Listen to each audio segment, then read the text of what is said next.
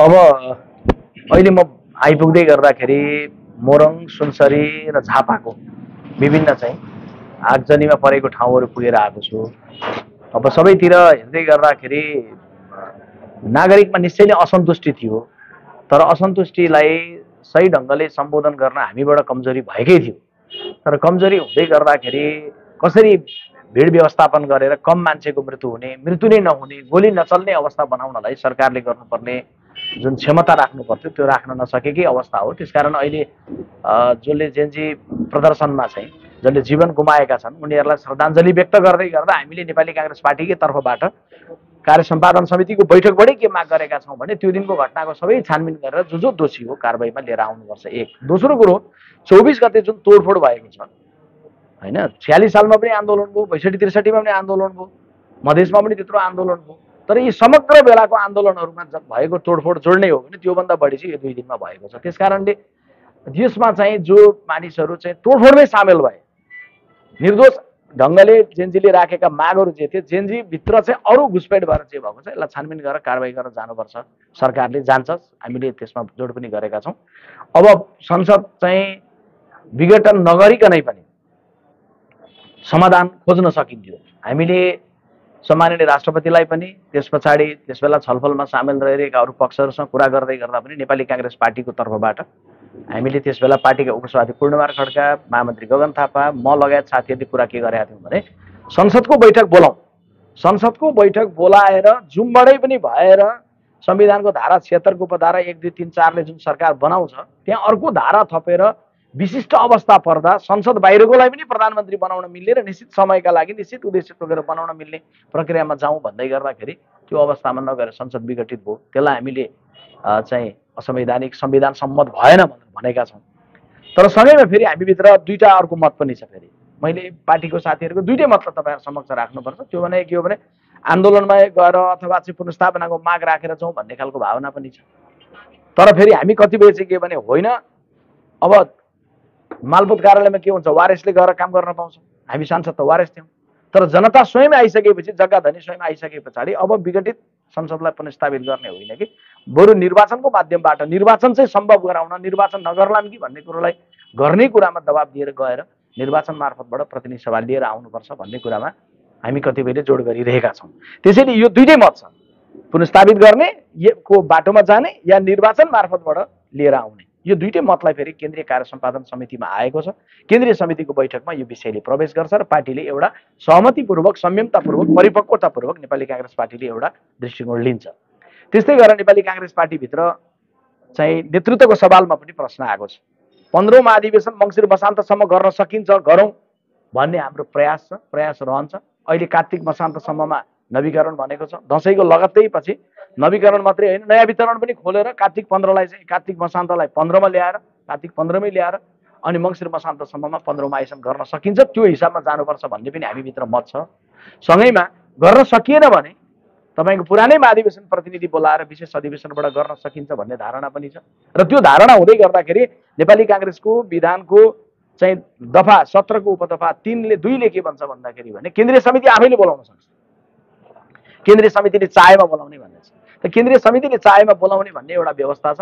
त्यो बमोजिमै हामीले चाहिँ के भने कि 15औं महाधिवेशन मङ्सिर मसान्तमा गर्ने गरी हामी लाग्छौँ, नभए त्यो दफा बमोजिम केन्द्रीय समितिले नै फेरि सहमतिपूर्वक एउटा निकास दिनुपर्छ भन्ने चाहिँ हाम्रो चाहिँ जोड रहेको छ। पार्टीमा चाहिँ तपाईँहरू के क्लियर मान्नु होला भने यत्रो ठुलो घटनाक्रम आदि उरी आइसके पछाडि नेपाली काङ्ग्रेस पार्टीभित्र चहलपहल, छलफल, पक्ष विपक्ष, मत विमत हुने कुरा एउटा लोकतान्त्रिक पार्टीभित्र चाहिँ हुन्छ। त्यो हुँदाखेरि हामी चाहिँ साझा धारणा बनाएर जान्छौँ।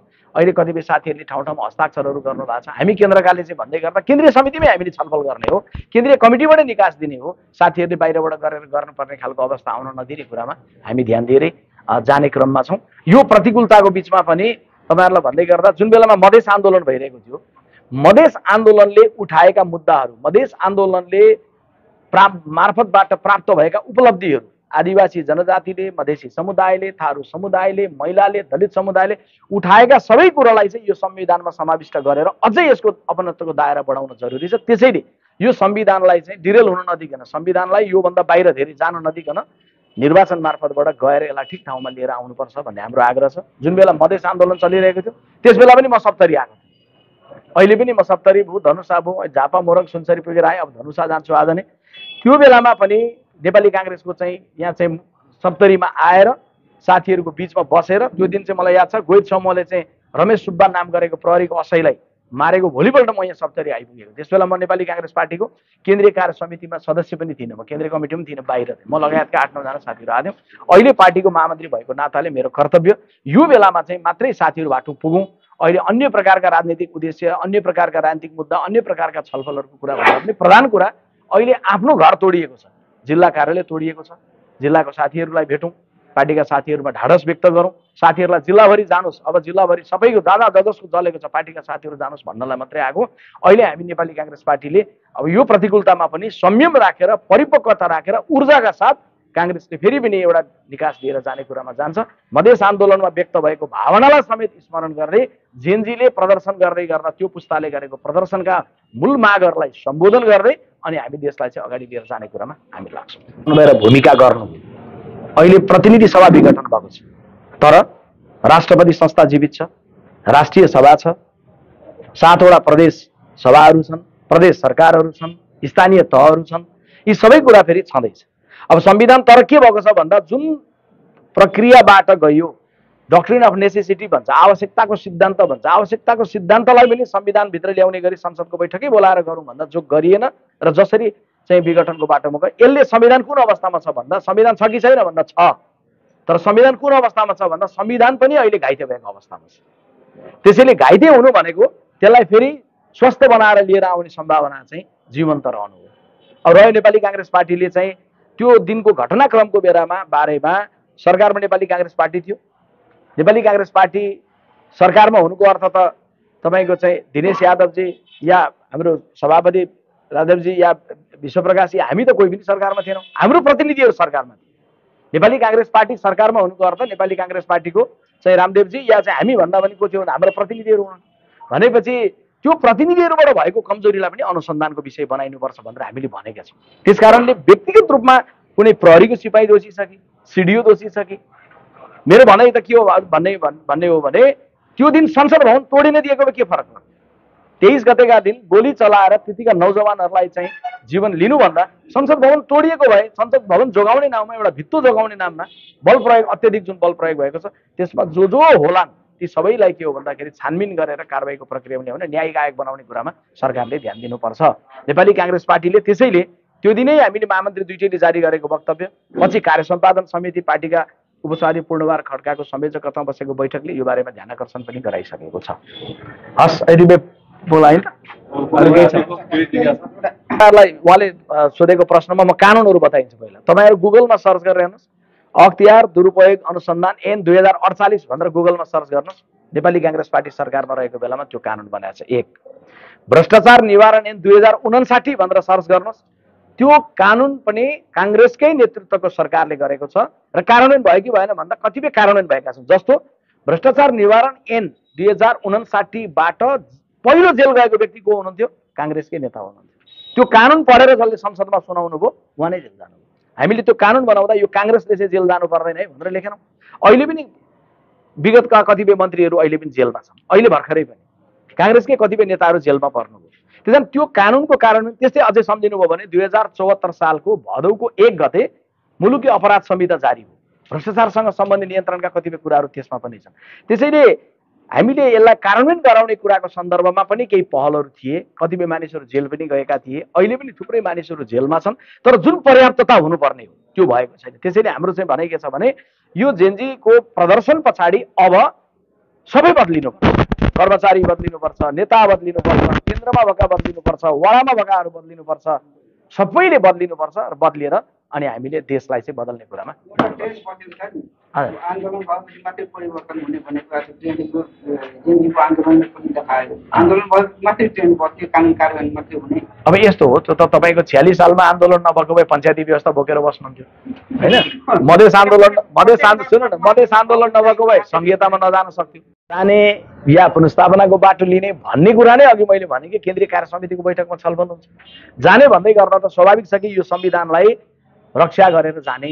यो संविधानले विभिन्न समुदायलाई दिएको अधिकार जो अझै पुगेको छैन, मधेसलाई दिने अधिकार थप कसरी दिने, जनजाति समुदायहरूको अधिकार के थप गर्ने, कसरी बलियो बनाउने, कसरी पछिल्लो जेनजी पुस्ताले प्रदर्शन गर्दै गर्दाखेरि भने बमोजिम भ्रष्टाचार नै उनीहरूको मुद्दा तीनटा हो। सामाजिक सञ्जाल खोल भन्ने थियो, त्यो भनेको लोकतान्त्रिक हक अधिकार हाम्रो चाहिँ अक्षुण्ण राख भनेको, त्यसलाई बलियो बनाउनु पर्यो। भ्रष्टाचार नियन्त्रण गर्ने सन्दर्भमा काङ्ग्रेसले नै विगतमा सरकारमा रहेको बेलामा महत्त्वपूर्ण कानुनहरू बनाएको छ।